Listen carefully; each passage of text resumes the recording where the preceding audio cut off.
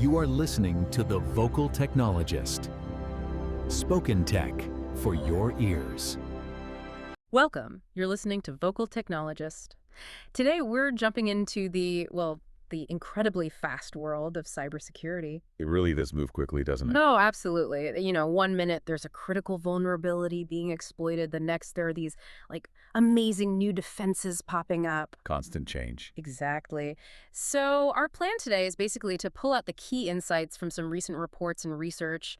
We want to help you make sense of all these digital threats and the protections being built. Sounds good. Where should we start? Okay, let's kick things off with something happening right now. This critical vulnerability in Wing FTP software. Ah, yes, the CVSS 1010.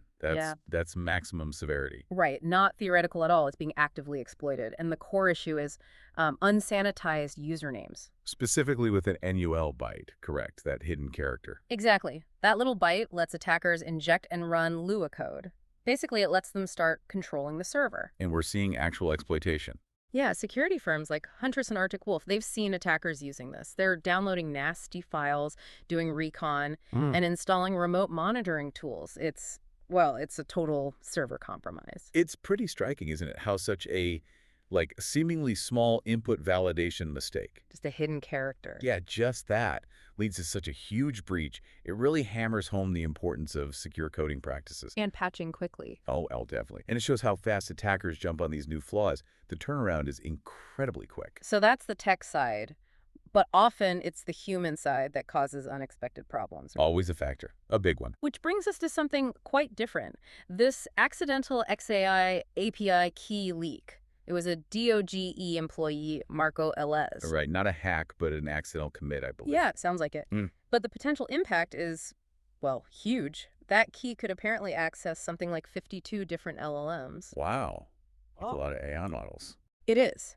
And, maybe even more worrying, there are reports he had access to government databases, including Social Security numbers. Okay, that detail about government data access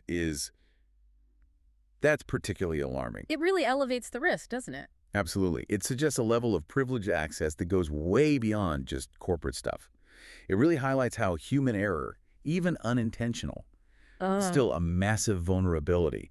It makes you ask, how do companies manage that kind of privileged access, especially with critical systems and sensitive government data involved? Yeah, good question. It shows that even with sophisticated AI, security still relies heavily on the human processes around it. Okay, so vulnerabilities, human error. It sounds a bit bleak.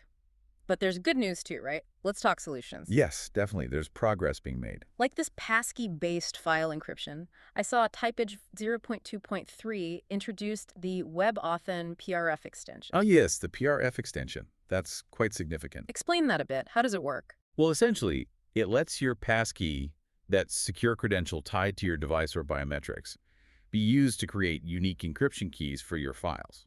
So the file is directly linked to my fingerprint or my hardware key? Exactly. You need that specific passkey, that biometric authentication or physical key, to decrypt it.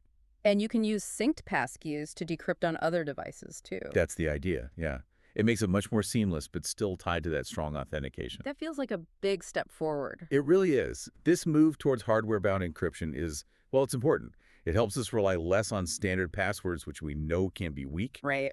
And it builds security using things like physical keys and biometrics. It's a really interesting contrast to the breaches caused by, say, leaked keys or bad passwords. Building stronger walls. Precisely. And, on the proactive side, it's also worth noting the UK's NCSC launched a vulnerability research initiative. Oh, yeah. What's that about? They're partnering with outside experts to actively find and fix vulnerabilities before the attackers do. It's about trying to get ahead. So we've covered some scary exploits, some human mistakes, and now these newer defenses. It really is this constant back and forth. A real push and pull. Threats evolve, defenses adapt. And those new defenses probably create new angles for attackers eventually. It never stops. It certainly keeps things interesting. And that leads to a final thought, maybe something for you, the listener, to consider. Okay. In this world that's getting more connected by the second, where's the right balance? Between making things easy to use and making them really secure. Convenience versus security. The eternal struggle. Exactly. And how much of protecting ourselves online is our own responsibility? Do these new technologies help, or do they just shift the burden? Good points. So maybe think about this. What's one practical thing, one single change you could make today to significantly boost your own digital security? Something to chew on. Spoken Tech for your ears.